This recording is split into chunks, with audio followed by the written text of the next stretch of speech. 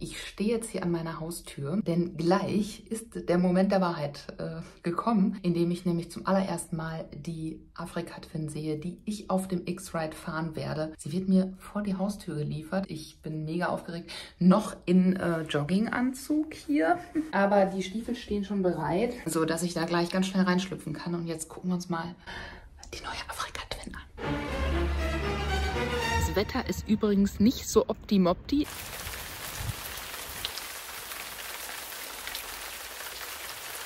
Aber wer weiß, vielleicht kommt mit dem Motorrad ja auch der Sonnenschein. Wäre ja nicht das erste Mal, ne? Es ist nicht gerade viel Platz in dieser Straße, aber er schafft das trotzdem. Oh mein Gott, Leute, was ein LKW. Was ein LKW hier.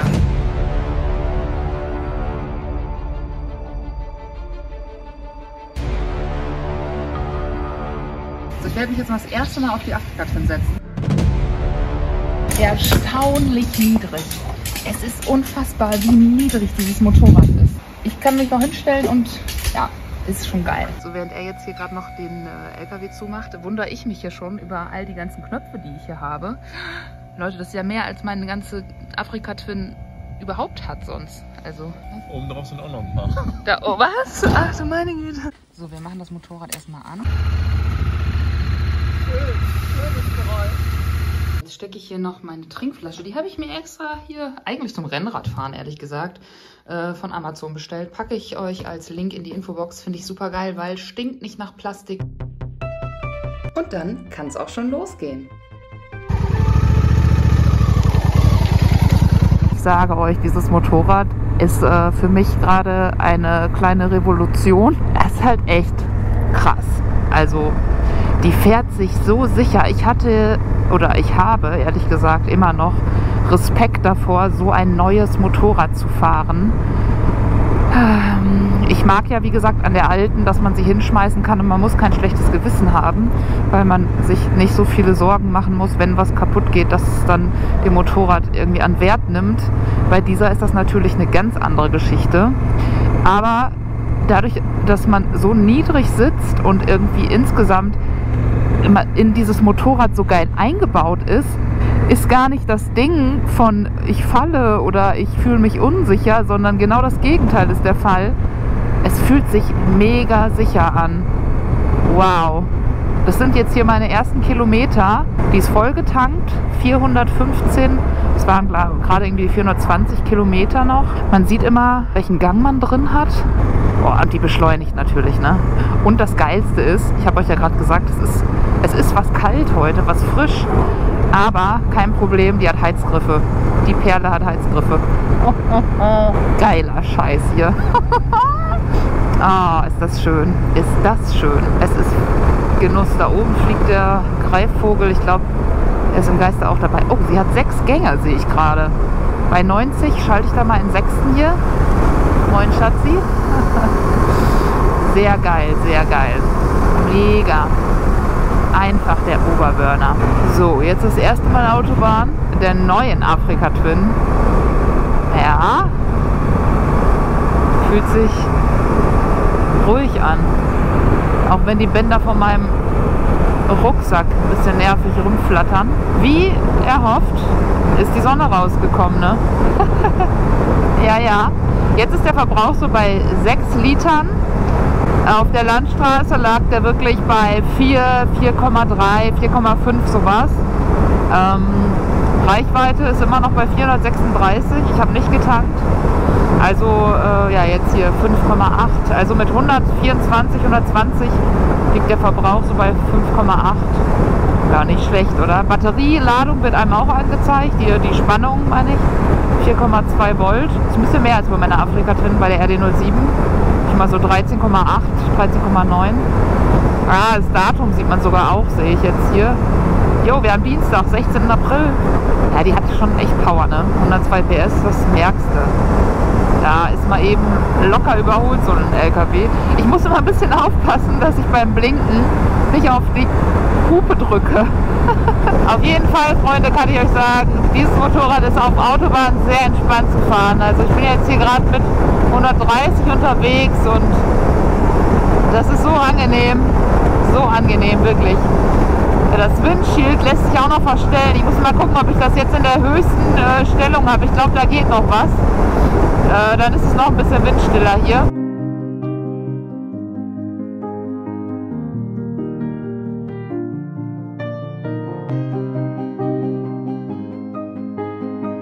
Angekommen in Ostfriesland hier. Also wir sind so gut wie da. Scheint die Sonne auch schon wieder. Und das Windschild habe ich ein bisschen höher gemacht. 5 Stufen gibt es da. Und das genieße ich jetzt hier gerade. Ein bisschen Wind ist nämlich 13 Grad. Es ist ein bisschen wärmer geworden. Als ich heute Morgen losgefahren bin, waren es so 10 bis 11. Genau, und den Philipp habe ich ja auch unterwegs getroffen. Ich fahre diese Tour nämlich nicht allein. Mit dabei ist auch die Julie. 82.000 Abonnenten oder Follower auf Instagram ist ja der Wahnsinn. Julie, wie lange fährst du schon Motorrad? Seit 4 Jahren jetzt, genau. 2020 habe ich den Führerschein gemacht, in Corona. Und du fährst eine neue Afrika Twin auch? Also nicht Ja. die ganz neue, sondern die Tausender. Die erste neue, 2016, genau. Mit DCT auch. Und der Maddis ist auch dabei. Hör mal, du bist ganz schön groß. Ja. Ich meine, ich bin ja auch schon groß, aber das ist ja das... 1,97. 1,97. Holla die Waldfee.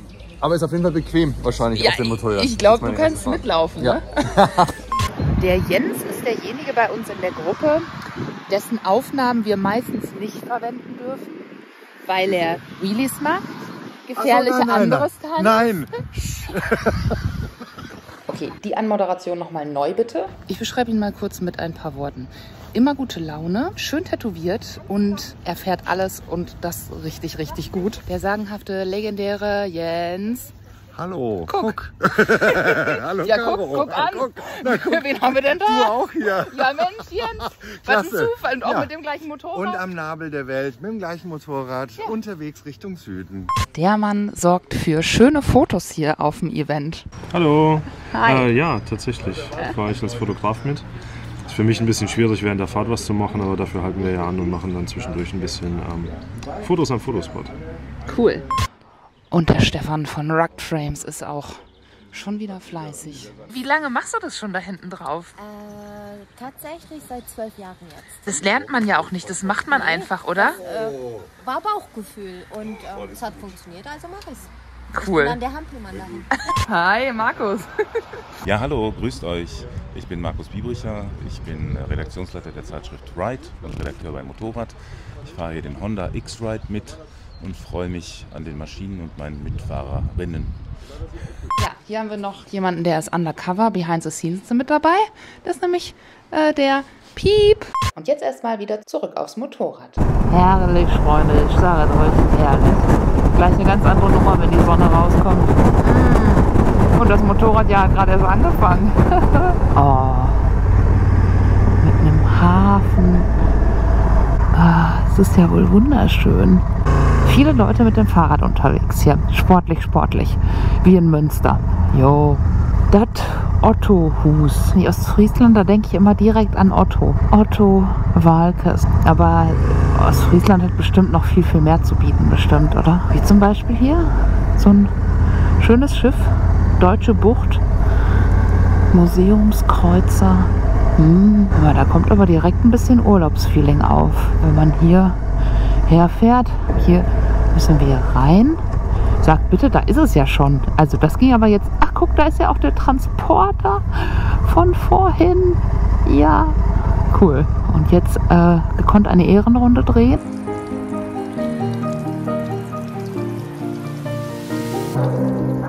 So, ich habe hier gerade die Tür vom Hotelzimmer zugemacht. Holla die Waldfee. Was ist denn das für ein nobles Ambiente hier?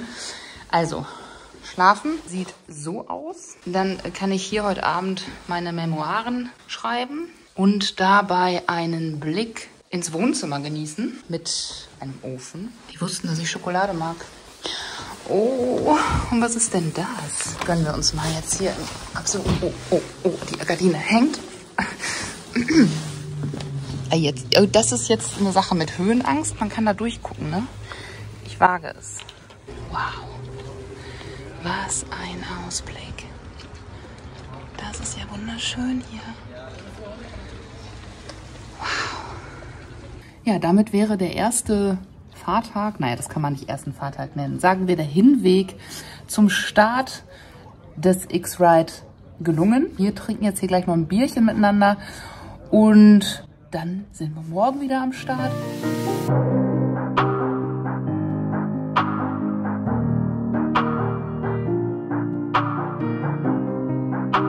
Und das Badezimmer gucken wir uns auch mal eben an, ja? Wow. Soll ich euch was sagen? So ein Zimmer, also von der Größe her, das hatte ich früher als WG-Zimmer. Also, da habe ich drin gewohnt. Und zu dem Bierchen gibt es natürlich auch was Leckeres zu essen. Was ein Schmaus.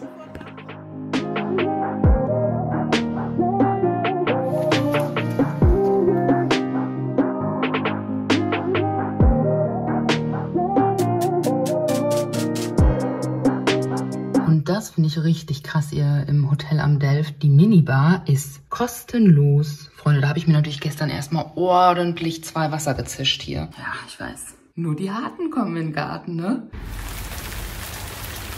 It's raining, man. Leider nicht. Sondern Regentropfen, die kein Schwein braucht. Aber scheiß drauf. Wir machen das Beste draus. Mit einem geilen Motorrad unterm Arsch. Kann das Wetter eh scheiße sein. Die Fahrt macht trotzdem Spaß. Ja, ist ja wirklich so, ne? Mit der... Gestern hatte ich auch schon Regen. Trotzdem hat Spaß gemacht. So, Hotelzimmer ist leer. Taschen sind voll. Los geht's.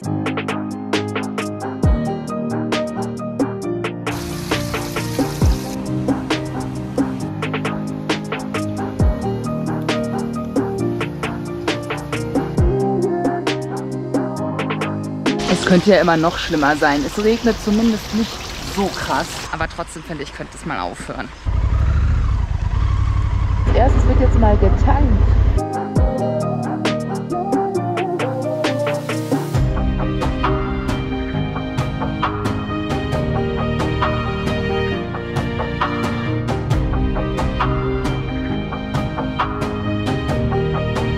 Wir starten jetzt hier an einem wunderschönen Punkt. Direkt am Meer. Markus Biebricher von der Ride ist auch schon hart am Arbeiten hier.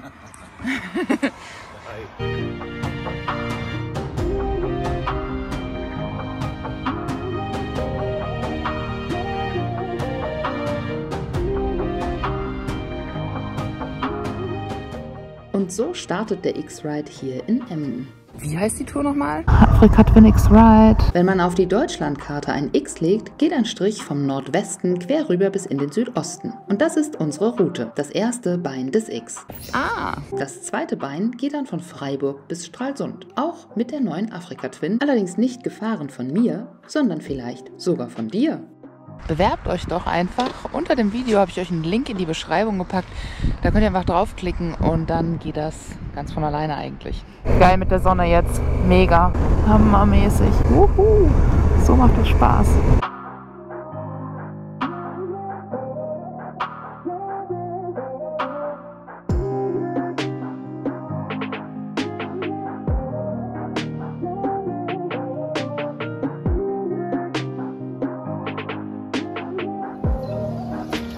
So, hier gibt es jetzt einen kleinen Fotostopp. Das Wetter hat sich rapide gebessert. Wie wunderschön. Sogar die Vögel singen jetzt ein Liedchen.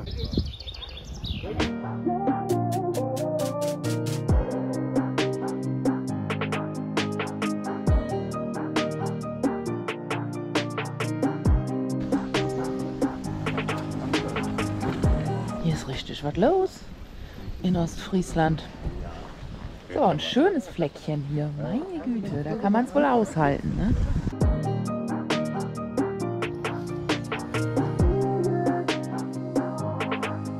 Da haben wir noch gerade hier an der Kesselschleuse noch jemanden getroffen, der den Kanal von Jens und auch meinen verfolgt. Das ist so schön, euch auch unterwegs immer wieder zu begegnen. Ansonsten würde ich sagen, machen wir uns jetzt mal weiter auf den Weg hier aus Emden Richtung Lauenförde. 330 Kilometer sind es ungefähr.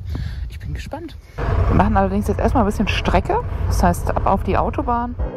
Und die Fliege, die da an der Linse der Kamera klebt, kommt gratis mit.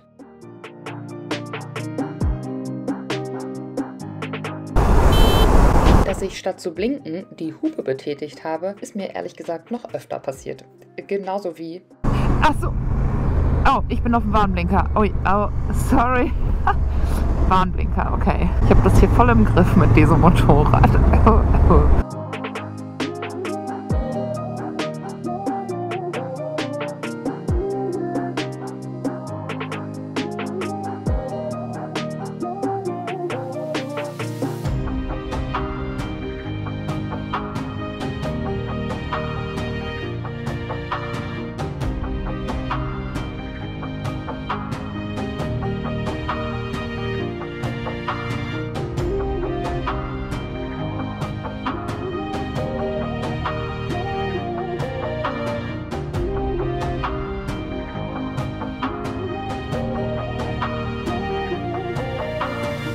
Freunde, aus dem X-Ride ist hier gerade der X-Rain geworden.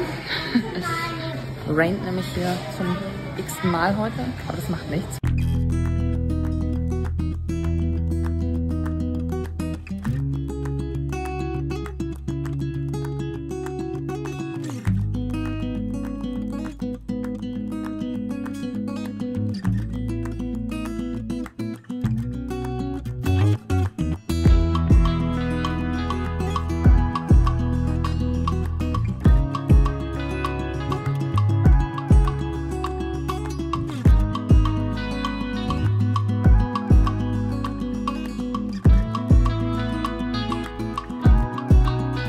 Das 19 Zoll Vorderrad macht die Afrika Twin auf jeden Fall noch mal ein bisschen tourenaffiner, straßenoptimierter.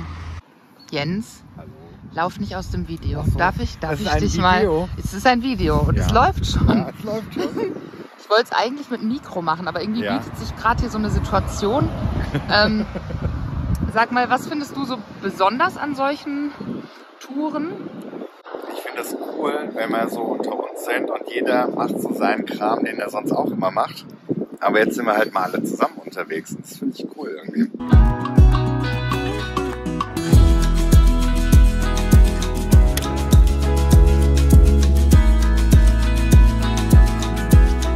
Hier gerade durch Scharringhausen, wahrscheinlich ein 10-Seelendörfchen Maximum, wenn nicht 5. Ich habe es noch nie gehört.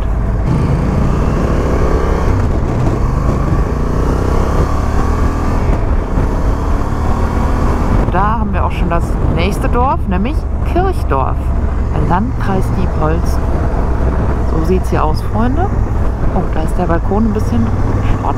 Aber sonst ist, glaube ich, nicht so viel los hier. Es ist etwas leergefegt auf der Straße. Das Wetter hält sich mal gerade für einen Augenblick. Das ist dann wahrscheinlich jetzt der Zeitpunkt, wo die Janan beim Stefan hinten wieder aufs Motorrad geht und richtig, richtig coole Filmaufnahmen macht. Wie das Ganze aussieht, wenn sie da hinten draus sitzt und filmt, seht ihr jetzt. Ich finde es total beeindruckend zu sehen, wie das abläuft, wie solche Filmaufnahmen gemacht werden. Oh, jetzt hier mal ein richtig schönes Sträßchen, mitten im Grünen, gerade aus Meißen raus.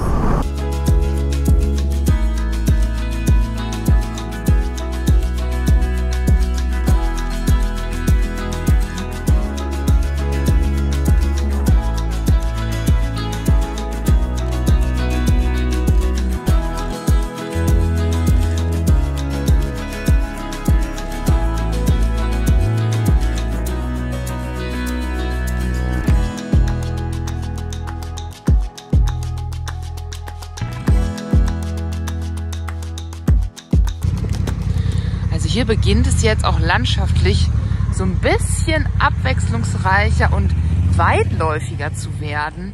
Da hinten schon so ein schönes Panorama. Das macht jetzt gerade wirklich viel mehr Spaß. Die blöden grauen Wolken hier oben, die denken wir uns jetzt einfach mal weg. Und dann halten wir das Handy mal ein bisschen tiefer und dann gucken, ob wir doch noch irgendwie eine richtig romantische Umgebung hier hinkriegen.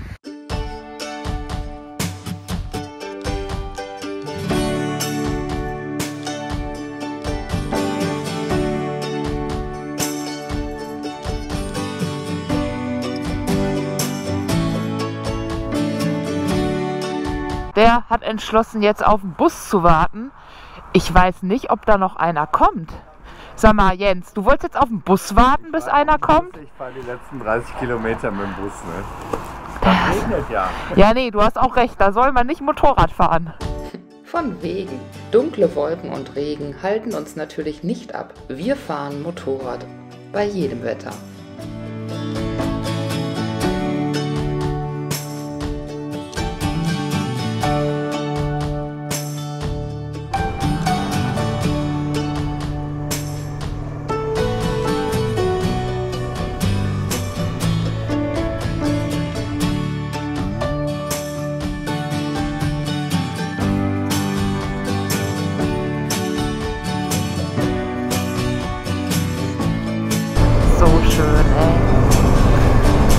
Die Sonne lacht und es regnet trotzdem ein bisschen ins Auge rein. Ah.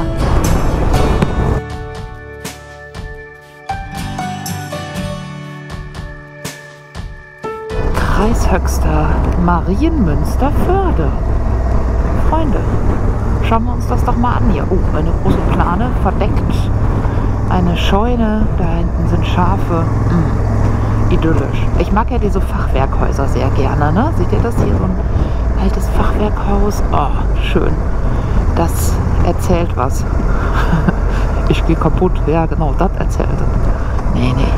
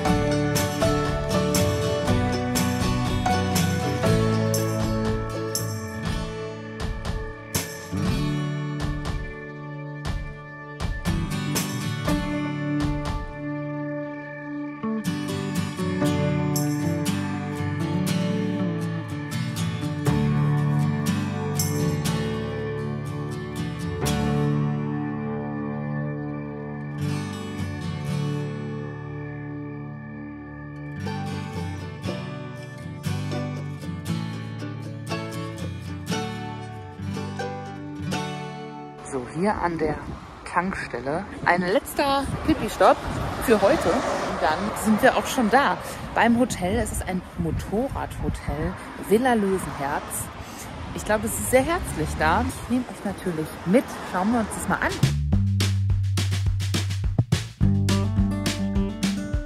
Da geht's lang. Lauenförde. Wir sind bald da.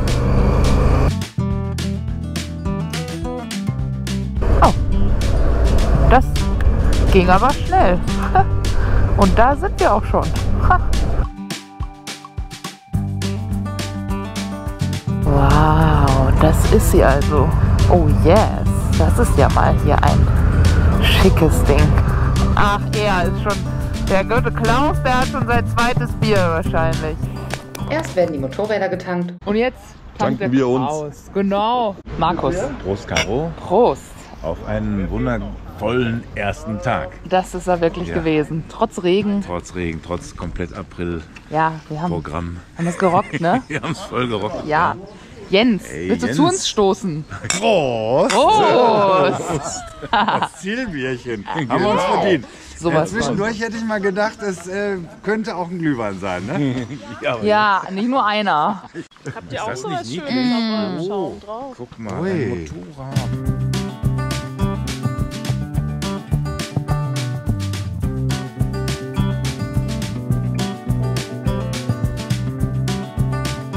Was eine Location, Freunde. Und hier werden wir nun also die Nacht verbringen.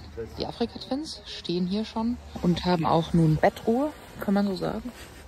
Ja, Stefan lässt hier gerade noch die Drohne fliegen. Ich weiß nicht, ob man sie sieht. Und natürlich jetzt, ne, wo wir angekommen sind, ist der Himmel blau. Also das üben wir nochmal, liebe Wetterfee.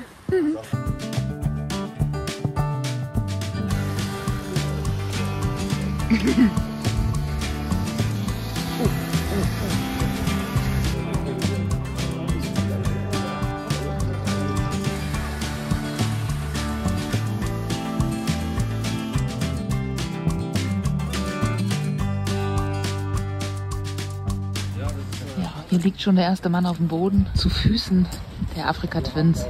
Ich glaube, das kommt nicht so selten vor. Nee, was ist das urig hier? Oh, und hört mal die Vögel. Mein persönlicher Lieblingssound.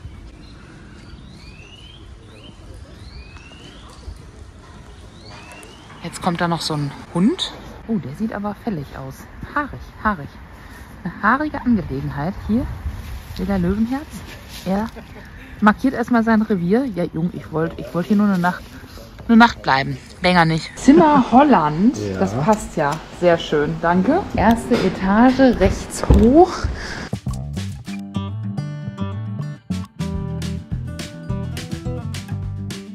Wisst ihr, warum Holland passt? Weil wir ja gerade in Holland waren. Ted Holland. Da weiß man ja gar nicht, wo man schlafen soll.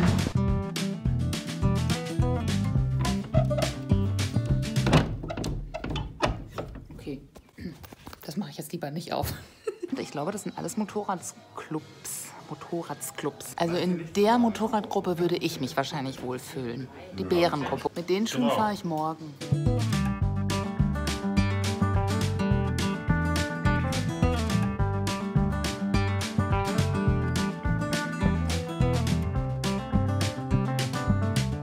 Frohe Weihnachten. Ja, ist noch ein bisschen. Ein bisschen haben wir noch. Die Afrika Twins, die gehen jetzt schlafen, weil morgen müssen sie ja schon wieder fit sein. Da geht's nämlich weiter auf den zweiten Tag des X-Ride. Einen wunderschönen guten Morgen, geweckt von den Vögeln. Die habe ich sogar durchs Fenster gehört. So schön, so schön.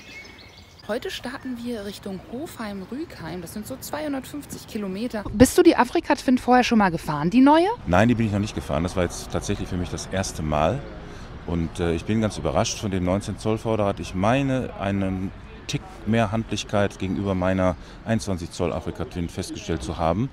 Und vielleicht auch ein bisschen stärkere Übertragung der Bremskräfte aufgrund des etwas breiteren Vorderrades. Ich habe ganz viele Jahre eine Erde 07 gehabt und ich bereue sehr, dass ich sie verkauft habe, denn sie war mir sehr ans Herz gewachsen. 10 Jahre hatte ich dieses Schätzchen. Und dann habe ich sofort, als die 1000er Afrika Twin im Jahre 2016 rauskam, mir diese gekauft. Und jetzt liebe ich die auch heiß und innig. Die wird mich auch nie mehr verlassen. Ich mache den Fehler nicht zweimal. Also ich finde, man merkt vielleicht schon bei höherer Geschwindigkeit, dass die mit dem kleineren Vorderrad irgendwie stabiler in der Spur bleibt. Ich bin auch auf der Herfahrt fast 200 gefahren, auch mit den Koffern, und das war eigentlich echt stabil. Mit meiner, da fängt das an, irgendwie ein bisschen so schwammig zu werden. Und die hier hat natürlich mehr Leistung. Also merkt man schon, auch das DCT ist anders, wenn ich das vergleiche mit der Version, die ich habe. Aber macht eigentlich genauso viel Spaß. Also ich finde grundsätzlich allerdings vom Flair sind so neue Afrika Twins mit der alten schwer vergleichbar. Also so eine alte, die hat irgendwie so einen anderen Kult irgendwie, finde ich, für mich jetzt im Gefühl. Ich würde nicht sagen, dass es unbedingt ein besseres Fahren ist. Es ist ein komfortableres Fahren, so in dem Sinne. Ne? Man ist einfach, man fühlt sich sicherer, man fühlt sich geschützter, man kann mehr, ich kann engere Kurven fahren, ohne abzusetzen dabei, weil die einfach ganz viel unterstützt, glaube ich, mit der Technik, die dabei ist. Das auf jeden Fall. Also ich glaube, das Ding ist einfach, was ist man gewohnt? Ne? Ich bin halt die alte so gewohnt, das ist gerade für mich echt schwer, glaube ich, mich mit was ganz Neuem so wohl zu fühlen wie mit meiner. Ne? Also das ist, ist gerade echt eine Erfahrung für mich jetzt. Wir sind ja auch noch gar nicht so lange unterwegs. Ne? Genau, das stimmt. Die Kurven kommen erst noch, da musst du auch wieder erst schauen. Also genau, wir sind ja noch ganz am Anfang. Mal gucken, wie sich das so jetzt heute am zweiten Fahrtag anfühlt. Aber gestern war es doch erstmal dran gewöhnen. Ich glaube, ich guck mal hier, was Jens macht. Function, Benutzermodi. Okay, das hatte ich mir auf Hard alles gestellt. Okay. ABS, Offroad. Ich schalte jetzt einfach in den Offroad-Modus. Mal gucken, ob man das merkt. Wenn ich liege, wäre es nicht das erste Mal. Dann wäre auch dieses Motorrad eingefallen. Wir werden sehen. Und der Stefan von der Villa Löwenherz hier, der fährt sogar noch ein Stück mit uns mit und zeigt uns eine richtig coole Strecke. So, wir starten jetzt hier. Gerade die ersten Kilometer fangen schon gut an hier mit 2 Kurven. Da haben wir ja gestern etwas länger drauf warten müssen. Ah, herrlich. Und es regnet nicht.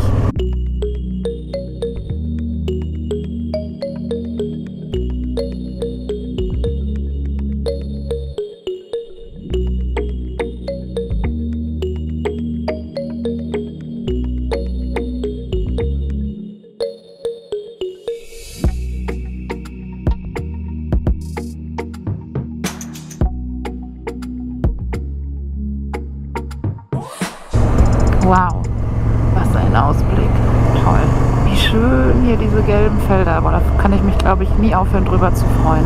Man müsste mal gucken, dass man so möglichst teilweise ganz nah an der Kamera fährt und gleichzeitig darf man natürlich dem Stefan und der Janan da nicht irgendwie reinfahren.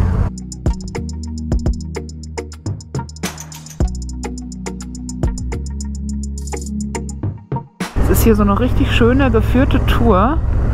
Ich glaube, der Stefan, der kennt das hier wie seine Jackentasche. Westentasche? Jackentasche? Er kennt das Gebiet hier auf jeden Fall richtig, richtig gut. Schön. Richtig herrlich. Ja, Jens sagt gerade, es ist ganz nach seinem Geschmack hier. Ich glaube, das trifft den Geschmack von uns allen hier gerade. Das ist toll. Boah, hier unten hat man einen Blick auf einen Fluss. Das ist ja wunderschön. Also man kann das jetzt hier, glaube ich, gerade nicht ganz so gut sehen, weil das überall mit Bäumen verwachsen ist. Aber ich weiß nicht, ob ihr es in der Einstellung der Kamera so ein bisschen erahnen könnt. Oh, und da ist direkt ein Campingplatz am Fluss. Oh, alle, die da ihren Wohnwagen stehen haben, die sind aber selig, oder? Oh.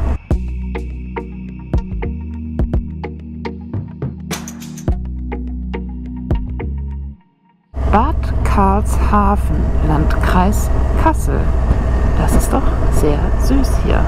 Och ja. Kassel, da ist mein Vater geboren. Deswegen, der wird sich besonders freuen, wenn er das Video sieht, dass wir hier durch sein Heimatgebiet fahren.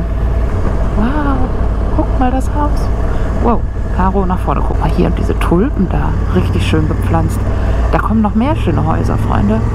Ja, bienvenue. Bienvenue, das ist auch ein schönes Häuschen. Das ist die Weser, über die wir hier gerade fahren. Ja, Mensch. Schön. Toll. Hier, da mit dem Wohnwagen, ne? Hotel am Kurpark. Hier geht es richtig in den Ortskern rein. Deutschland hat wirklich was zu bieten. Ich habe das ja bei meiner Deutschlandreise bereits gemerkt. Ach, wir haben übrigens einen, der auch mitfährt. Wow, guck mal hier. Wie schön. Mit dem Schwan auf dem See. Was ich jetzt im Offroad-Modus merke, ist, die nimmt das Gas nicht so krass an. Also wenn man am Gashahn dreht, dann geht die nicht sofort nach vorne, sondern lässt einem da so einen ganz weichen Angang. Und das finde ich sehr, sehr cool, weil genau das ist ja oft auch Offroad das Problem, dass man mal kurz irgendwie durch so eine Welle am Boden oder irgendwas, was ruckelt, dann mit der Hand in eine Bewegung hat und plötzlich geht das Motorrad unter dir so weg. Und das ist halt hier zum Glück so in der Position nicht, also oder in dieser Einstellung, merke ich das jetzt hier auf der Straße schon, das fährt sich anders, definitiv. Also diese Fahrmodi, das ist ja was Spannendes, ne? Das hat ja meine RD07 nicht im entferntesten. Da gibt es im Endeffekt nur einen Fahrmodi und der heißt Freiheit und Abenteuer. Und das auf und abseits der Straße. Ach ja, also wie gesagt, ich glaube, dass dieses Motorrad einem das Fahren definitiv sehr erleichtert. Das ist eine Maschine für jeder Mann und Frau, auch die nicht unbedingt so riesig sind. Ich bin jetzt 1,76, ich kann hier locker mitfahren. Ich muss noch nicht mal zu einer Seite runterrutschen oder so. Frauen 1,65 oder so, das wird bestimmt noch gehen. Keine Ahnung, einfach mal ausprobieren, sich draufsetzen. Man kann ja die Sitzbank auch verstellen.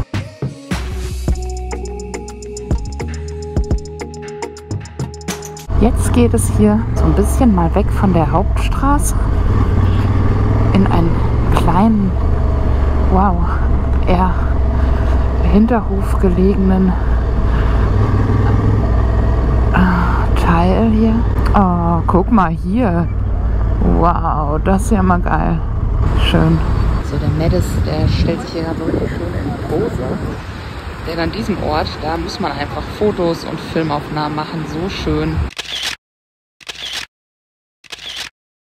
Es gibt hier nicht nur so einen super schönen Wasserfall, sondern auch einen Hugenottenturm. Mensch, also hier Helmarshausen, da sind wir gerade unterwegs. Jetzt geht's los. Wir fahren ein bisschen Richtung Schotter.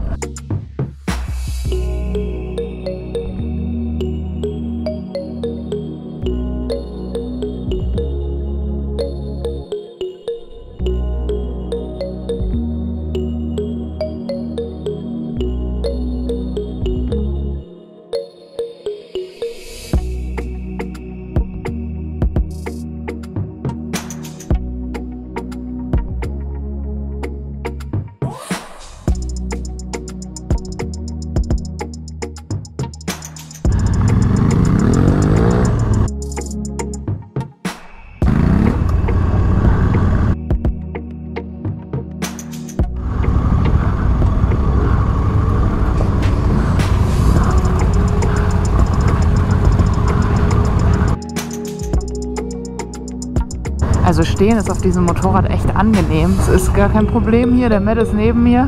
Er hat die einzige schwarze Afrika Twin hier.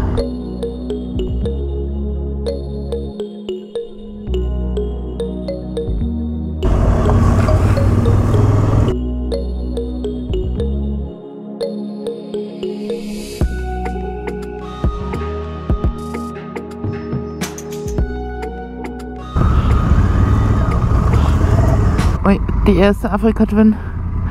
Ui, war geile Aussicht. Es ist jetzt ultra matschig plötzlich gewesen. Wir haben nur Straßenreifen drauf. Mit denen ist das natürlich nicht ganz so perfekt hier.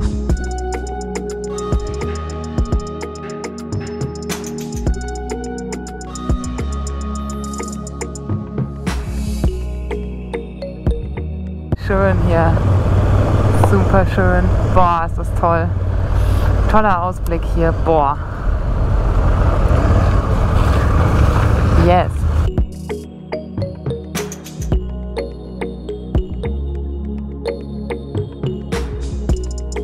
Oh, Sand in meinem Auge. Und Fliegen. Eieiei. Aber ich glaube, das war es auch hier gleich schon. Da ist uns doch glatt eine Drohne in den Baum gefallen. Die Janan, die holt die da jetzt wieder raus. Au, au, au, au.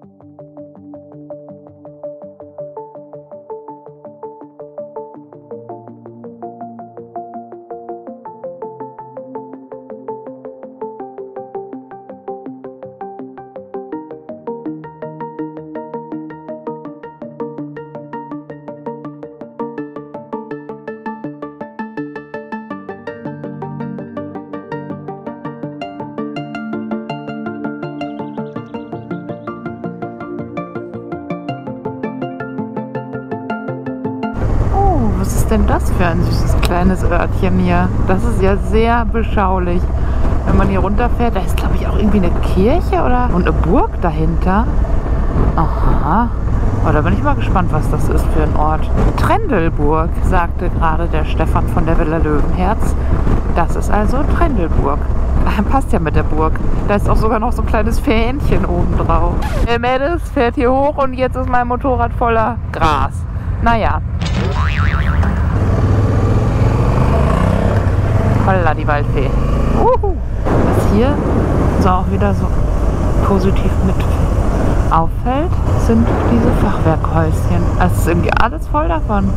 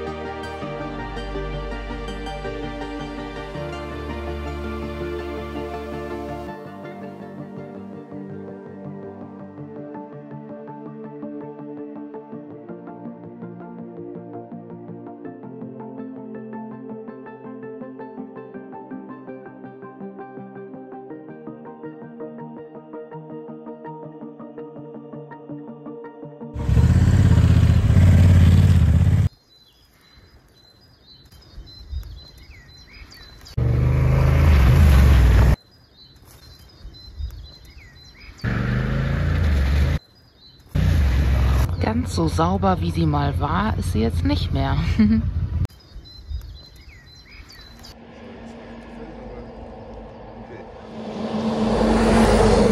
Sehr praktisch hier die standardmäßige USB-Lademöglichkeit. Zack, da rein, da kann ich das Handy jetzt gleich mal eben unterwegs fix laden.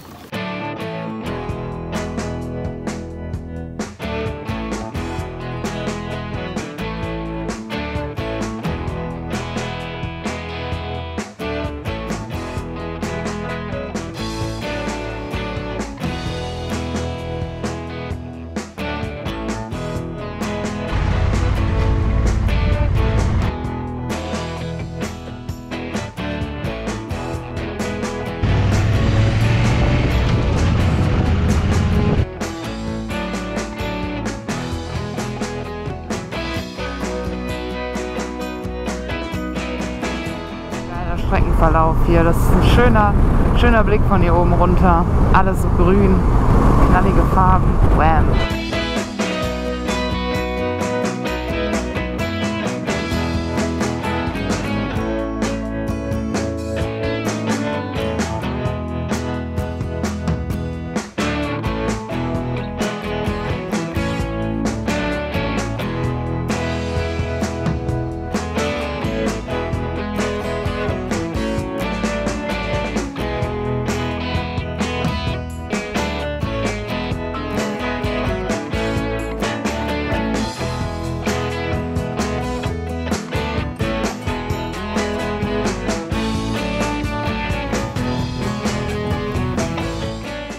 Wer sich von den Straßenreifen so überhaupt nicht aufhalten lässt, ist Jens Cook.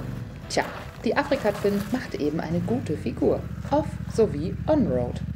Das zeigt Jens hiermit ganz deutlich. Und auch Rennprofi Medes hat sichtlich Spaß.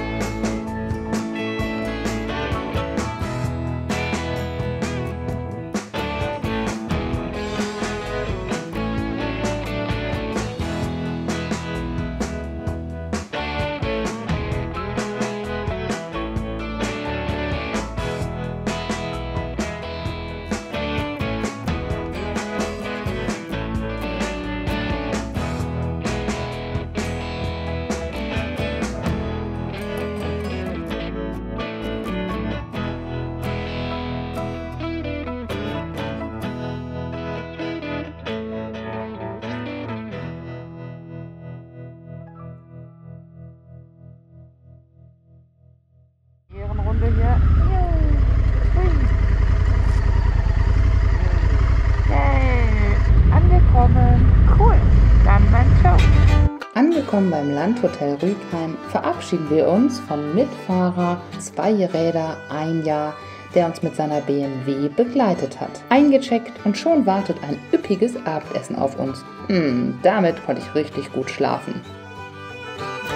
Einen wunderschönen guten Morgen hier aus dem Landhotel Rügheim. Und hier gibt es jetzt erstmal ein richtig geiles Buffet. Freunde, ordentlich Vitamine. Wir wollten ja eigentlich mit dieser Tour zeigen, wie schön es ist, mit der Afrika Twin durch das schöne Deutschland zu fahren. Nur ist leider Deutschland gerade bei dem Wetter für Motorradfahrer nicht mehr ganz so attraktiv. Das gebe auch ich zu. Im Regen fahren gehört nicht zu meinen Favorites. Wird natürlich schwierig, euch da jetzt so zu zeigen, wie schön Deutschland ist, wenn man mit der Kamera nicht viel sieht. Denn beim Fahren ist das natürlich so, dass die dauerhaft beschlägt. Wir haben hier das Filmteam dabei, die müssen natürlich auch ihre Kameras irgendwie trocken halten. Das heißt, da ist heute echt eine besondere Challenge für uns, das irgendwie zu handeln bei dem Wetter. Julie sieht auch schon gut aus. Yay! Eigentlich wollten wir ja bis Schönau fahren. Da ist allerdings aktuell Schnee angesagt. bei Schnee ist es dann auch irgendwie nicht mehr lustig. Also da kann man noch so gute Reifen drauf haben. Wenn er wegrutscht bei Schnee, dann hilft es nicht mehr viel. Mal schauen, wie es weitergeht. Es bleibt spannend, Freunde. Jetzt beschlägt auch schon mal eine Linse hier. Ihr seht, das ist hier Motorradfahren und Filmen auf richtig Hardcore-Niveau. Ich habe gerade schon überlegt, ob ich mich vielleicht hier noch irgendwie in das Auto mit reinquetsche. Ich meine, wofür hat man hier so einen Wagen mit dabei? Also ja, das Problem ist, es macht halt auch nicht so viel Spaß.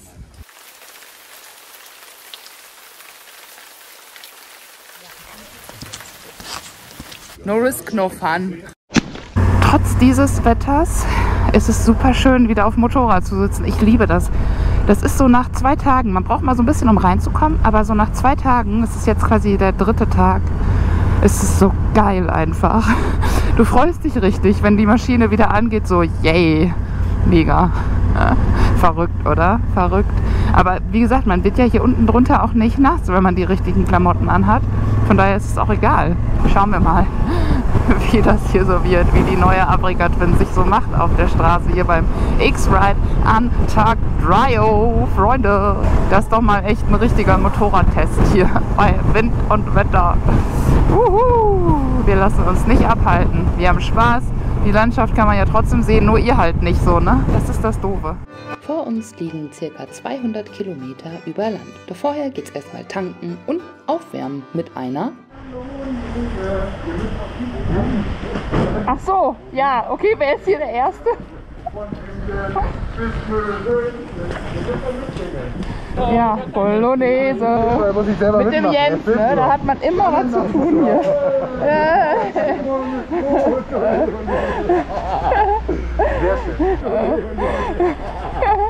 Ja, aufgewärmt.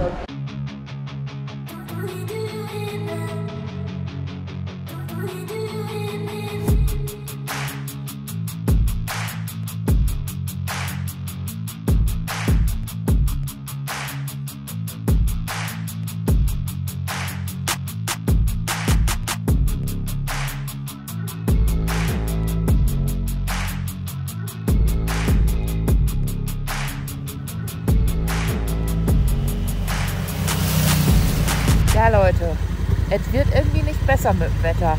Ich habe ja gedacht, vielleicht kommt noch die Sonne raus heute, aber es sieht leider überhaupt nicht so aus. Der Nebel und die dicken Wolken hängen da oben über dem Wald fest.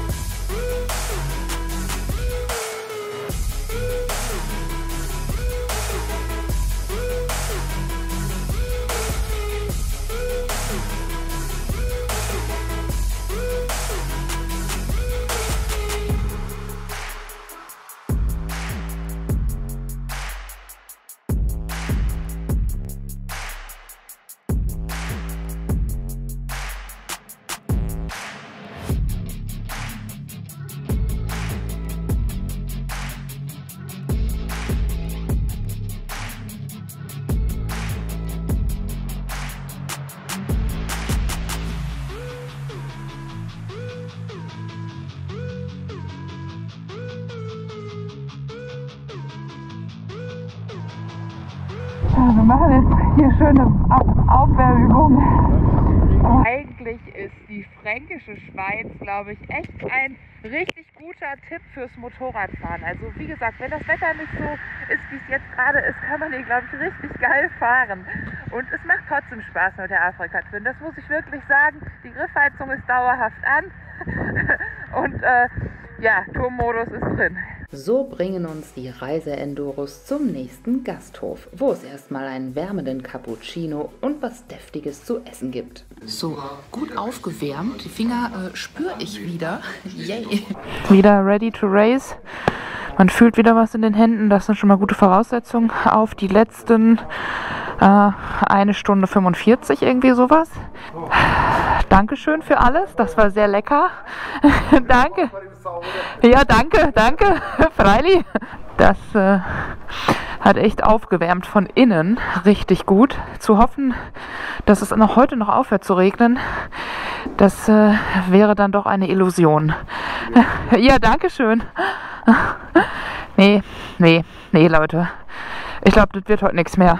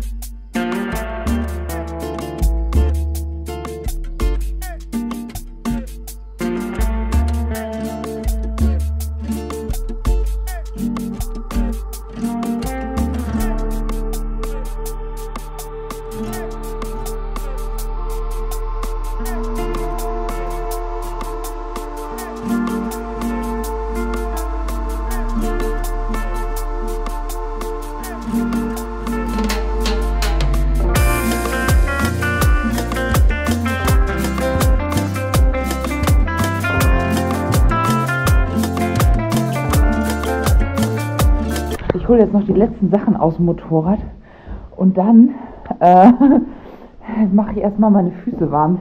Ich spüre sie nämlich kaum noch. Ab unter die Dusche damit. Warme Dusche. Geil, geil, geil, geil. Wir sind zum Glück gut angekommen. Es war eine rutschige Angelegenheit bei dem Wetter. Jetzt hier im Hotel ist es endlich wieder warm. Ich habe mir erstmal trockene Socken angezogen. Meine Güte, Leute, was ein Wetter. So, jetzt gibt es hier noch was richtig Gutes zu essen. Und ja, dann hat der Tag doch noch ein richtig Top-Ende. Guten Morgen, liebe Freunde. Hier aus dem Hotel Schneider in Essing. Dass das Bett so aussieht, obwohl ich da ganz alleine drin geschlafen habe. Ja, Leute, ich brauche den Platz. Guck mal raus, wie geil das aussieht hier. Der Blick aus dem Fenster und man sieht einfach richtig schön in die Felsen. Ey, geil, oder? Also wenn du hier im Bett liegst, guckst du halt direkt drauf. Das ist schon edel. Also wir werden hier von Honda echt richtig gut versorgt auf dem X-Ride. Und ihr seht, da hinten liegt noch mein Helm an der Heizung. Ich stelle ihn mal ein bisschen heller, weil der unten ein bisschen nass geworden ist. Es war ja gestern wirklich nur am Regnen. Das Wetter soll auch noch grenzwertiger sein in der Region, wo wir jetzt hinfahren. Und deswegen gibt es bezüglich der Route ein Update. An Tag 4 des X-Ride sollte es ja ursprünglich von Essing nach Schönau am Königssee gehen. Allerdings liegt in Schönau Schnee bzw. soll Schneeregen geben und wir sind ja heute schon den ganzen Tag im Regen gefahren. Dabei lassen sich kaum Aufnahmen machen. Das Ganze ist natürlich auch mit einem gewissen Sicherheitsrisiko verbunden. Man rutscht mit dem Motorrad schnell und deswegen haben wir uns entschlossen, die Motorradtour abzukürzen. Wir werden also heute das erste Bein des X komplettieren und ihr habt immer noch die Möglichkeit, euch zu bewerben und das zweite Bein des X zu fahren. Der Link ist hier. Das Ganze mit der neuen Afrika Twin in so tollen Hotels wie diesen werdet ihr übernachten und dabei sicherlich eine Menge Spaß haben, weil ihr seid mit Leuten unterwegs, die die gleiche Leidenschaft teilen wie ihr. Ihr könnt das Ganze komplett for free mitmachen. Also ich würde mich da auf jeden Fall bewerben. Da oben ist eine Burg. Freunde, guck mal. Ist ja geil. So, jetzt erstmal hier ein richtig gutes Frühstück. Wow, es gibt sogar Kuchen. Oh mein Gott, Leute. Ich weiß nicht, ob ich nachher noch in meine Kombi reinpasse. So, allgemeine Aufbruchsstimmung hier. Echt ein so schön gelegenes Hotel. Wow. Und auf der anderen Seite ist man auch direkt schon am Wasser.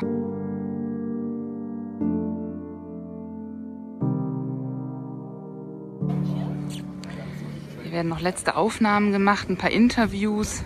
Wir machen uns jetzt gleich auf den Weg. Das sind so 110 Kilometer oder so. So, ja, hier geht schon los. Klaus ruft zur Abfahrt. Wir fahren also statt nach Schönau am Königssee in das nicht verschneite Ismaning bei München.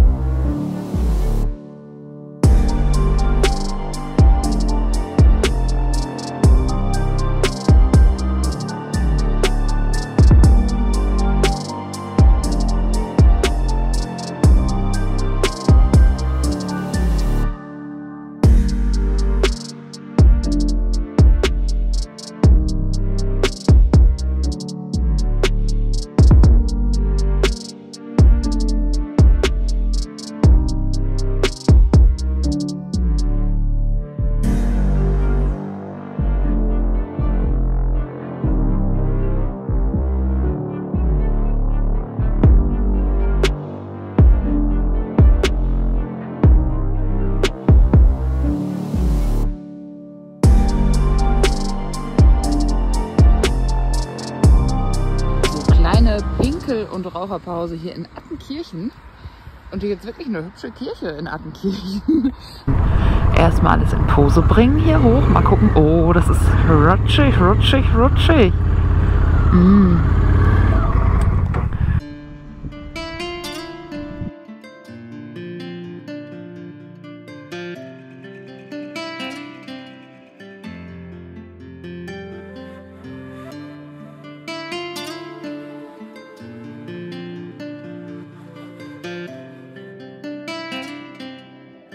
Freunde, die Sonne kommt raus. Hier ist das nicht geil. Ich denke, wir bleiben hier noch ein bisschen. Vielleicht werden wir noch braun.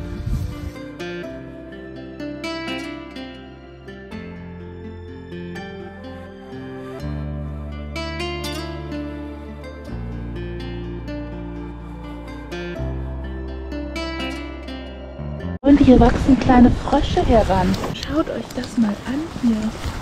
Guck mal, wie süß. Kaulquappen.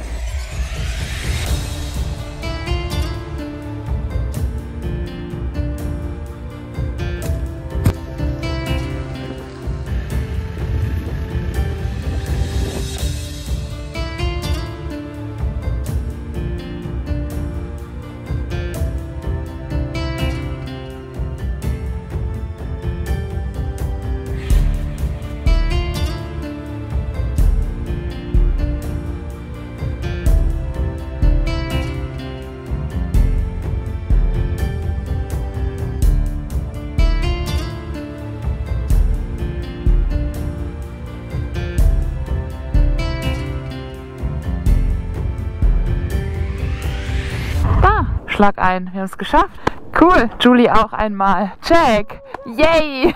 Und Matt ist auch einmal. Ja, coole Tour. Markus, das war mega. Jens, das war so cool mit dir. Stefan und yes, Christian, mega. So, angekommen hier auch im letzten Hotel des X-Rides. Wunderbar. Wir bekommen dann sogar noch Besuch von 2 weiteren Afrika-Twin-Fans, naschen das Dessert zuerst und lassen uns vom Hauptgang ins Land der Träume katapultieren. Ja, guten Morgen. Ja, ich schneide hier gerade schon das Video für YouTube und habe schon einige Kommentare von euch gelesen, wie euch so die Afrika-Twin unter mir gefällt. Dann kam oft so die Frage auf, ja Caro, ist das jetzt deine neue? Hat jetzt die Queenie ausgedient? Also ich finde das Fahrgefühl von der neuen Afrika-Twin echt krass, weil es halt super viel unterstützende Hilfe gibt durch die verschiedenen Gimmicks, die die neue Afrika-Twin mit sich bringt. Muss allerdings dazu sagen, dass ich meine Queenie deswegen sehr schätze, weil sie beim Fahren sehr pur sich anfühlt. Man muss halt ein bisschen mehr selber machen und es ist auch, wie gesagt, nicht so viel PS unterm Hintern und so. Aber irgendwie, ich glaube, dadurch, dass ich das die letzten 5 Jahre so kenne, ich schätze das einfach so sehr, weil ich auf dieses Motorrad irgendwie vertrauen kann und ich mag es einfach total so unterwegs zu sein, würde ich Queenie nie komplett eintauschen wollen gegen was Neueres. Also es ist einfach ein ganz anderes Gefühl, auf so einem kultigen Motorrad zu sitzen, was schon ganz viel erlebt hat, eine Geschichte zu erzählen hat und einfach so vom Fahren her. Es ist halt, finde ich, jetzt ein bisschen abenteuerlicher, die Queenie zu fahren im Vergleich zu der neuen Afrika-Twin. Also es ist so dieses Gefühl von, ja, okay, ich bin bereit für jeden Sturz, da kann mir nichts passieren und dann fährt man halt vielleicht auch so ein bisschen mutiger. Mit der neuen Afrika-Twin, ich glaube, wenn ich sie jetzt richtig heftig Offroad fahren würde, wäre ich halt deutlich zurückhaltender, weil ich einfach Angst habe, dass was kaputt geht. Es ist einfach ein voll wertvolles Motorrad. Das ist natürlich bei Queenie eine ganz andere Nummer. Deswegen, Queenie, die bleibt. Ich werde damit immer noch auf Reise gehen. Das ist in meinen Augen nach wie vor das ultimative Reisemotorrad. So, das soll jetzt mein abschließendes Resümee sein hier. Ich fahre heute nach Hause, dann schneide ich das hier alles noch fertig für euch und ich hoffe, ihr habt richtig Spaß an dem Film und haut eure Bewerbung raus. Wenn ihr ausgewählt werdet, dann geht's für euch im August mit der neuen Afrika-Twin durch Deutschland das andere Bein des X fahren. Also ich drücke euch die Daumen, dass ihr dabei seid und wünscht es jedem, weil das ist echt eine schöne Angelegenheit. In diesem Sinne, Freunde, bis zum nächsten Video. Wenn ihr das hier seht, werde ich schon auf dem Weg sein oder mich gerade auf den Weg machen auf die nächste Reise. Wohin das geht, das werdet ihr dann noch erfahren. Das wird dann wahrscheinlich auf dem Kanal hier die nächsten Wochen etwas stiller sein, weil wenn ich reise, dann mag ich auch gerne nur reisen und das erstmal so für mich pur wahrnehmen und nicht direkt alles veröffentlichen und teilen. Also das seht ihr dann alles im Nachhinein. Ich verspreche euch, da werden wieder einige schöne Aufnahmen entstehen und mal gucken, welches Abenteuer ich dann erleben werde. Ihr seid auf jeden Fall dabei. Wenn ihr den Kanal abonniert, lasst gerne ein Däumchen da. Das hilft mir, dass auch mehr Leute die Videos sehen und zeigt mir auch, dass euch das gefällt und ich das so weitermachen kann. Ciao! Goodbye.